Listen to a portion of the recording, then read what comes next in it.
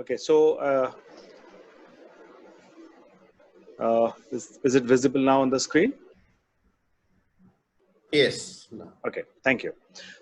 So we have heard a lot about the different kind of products that are being either produced or made available from the context of the food groups. But when we look at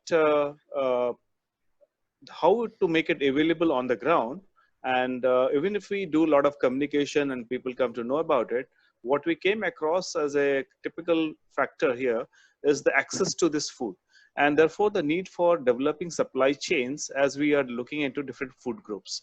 And in that context, this tea garden was a very typical experience where these are like established places, people living within the estates for quite some time. But from the point of access to food products, there's such a big gap. So the objective here, like stated by the GAIN and what we wanted to do there, was to enhance the demand, access, and consumption of safe and nutritious food. And in the context that these tea garden workers are referred to as the tea tribes in Assam, and they are communities who migrated to these places during the British times, and typically coming from states like Jharkhand, Odisha, Bengal, and that. So let's say 100 years before this happened, and then there are about 600,000 tea estate workers. That means that many people who migrated to those areas. Uh, and the very typical local, if I just put it on the map, so the northeast corner of the state, of the country, and then between these two places, Dibrugarh and Tinsukia, that's the area where we did this work. Um and these people, very typical to this tea tribe is they have been working within the tea estate for quite almost this many years, but their integration with the local population has not happened for some different social regions. So therefore the access of these communities to the outside of world is relatively less.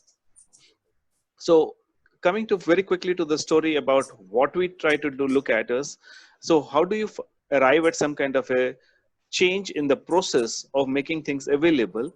So we tried a bottom up approach where we started looking at how these communities are what they consume, what are they consuming, what are they not consuming, where do they access these products, and therefore found some gaps to come out with something like a food basket that we thought would be can be made available to them under this nutrition for providing the nutrition food.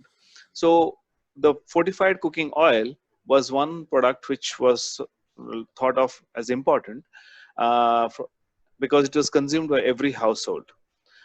Liquid milk was something which we looked at because it is not available in the locally in Assam. It is not so much there, so therefore it is all available in small. I mean, the quantities are not as much available, and people do not have the habit of having milk, or they use those powdered, let's call those whiteners, for which they thought was milk, and of course the pulses. So these are the products that we thought of looking at. And where did they access it? So what we found that women who are actually the tea pluckers, tea leaf pluckers, their access is at the local, the residential line shop. That means there is a cluster of 50 or 100 households, and in that there will be a few shops, small, quite although quite small, but that's the access point. So what we thought is our intervention has to interact with these line shops to bring about change. And this grid I won't like to explain in that sense, but I'm just trying to show that how complex was the supply chain, that from the food groups that moved from a bigger town to a smaller town to the tea estate, but there was no supplies going into the tea estate. The wholesalers had no clue about what is happening in the tea estate. The retailers connect with the township. So this complexity of relationships and behavior within the trade was important for us to understand how to intervene.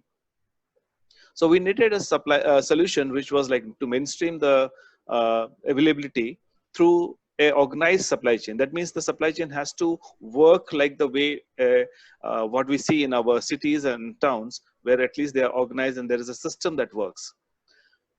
So what we looked at with the wholesale and stockist was how to create that relationship between of these wholesaler stockists to operate from small town to with the shopkeepers who are within the residential lines, and therefore that relationship had to be created, and therefore all those elements of supply chain like the route plans, the cycles, the stock volumes, the minimum order quantities, all of that had to be worked upon. uh, in context of the retailers, what we found, I mean, when we did that whole survey of the tea gardens, we found this we mapped around more than 40 retailers which were worth, like, I mean, they had the certain volume of business to intervene with.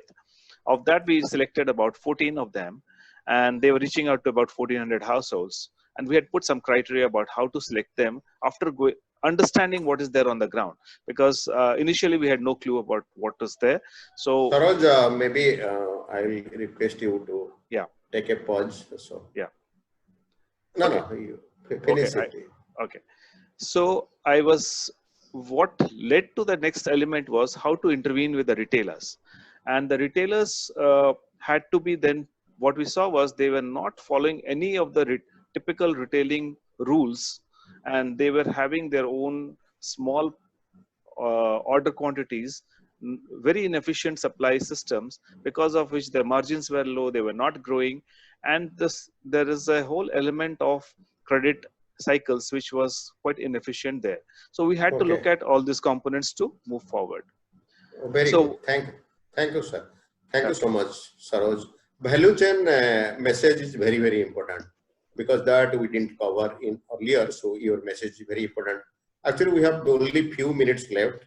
Whether we can stretch for another 5 minutes, please try to. Okay, I'll just do one quick slide. And so this is all sales that has happened.